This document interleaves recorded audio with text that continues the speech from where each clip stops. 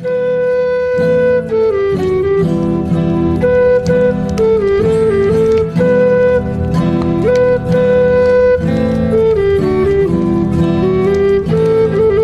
magiging alipin kung walang magpapaalipin.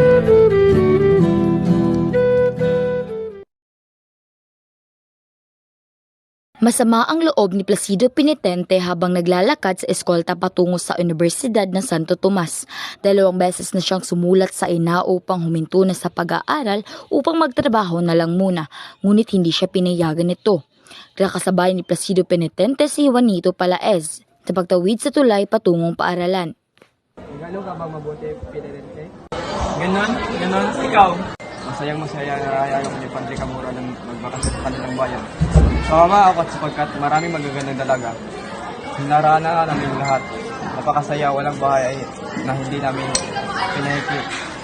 Nagkakilala kami ng isang manunang atipan yata ni Basim. Kaya niya ang isang dalagang hindi marunong sa wikang Kastila. Walang yaman at naging alila pa. Napakasungit niya ngunit maganda isang gabi. Inihambos ni Padre Camora ang dalawang naghaharap na sa kanya, buti na lamang at hindi sila napatay. Masungit pa rin siya at tulad may mga nangyari din sa kanyang malakaran. Umalakas ng malakas si Juanito, tiningnan lang siya ng masama ni Placido. Nang sila'y nasa universidad na at hinihintay ang mga profesor, nakita nila si Doña Victorina. Habang papunta si Placido sa kanyang klase, tinawag siya ng isang mag-aaral upang lumagda sa isang papel. Mamaya na, ibig ko nang mabasa. Hindi mo ba nakikita?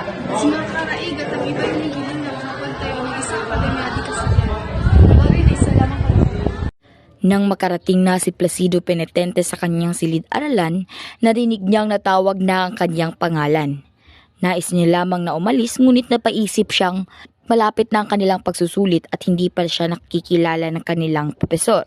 Kaya't napagdesisyonan niyang pumunta na lamang sa loob nang walang paalam.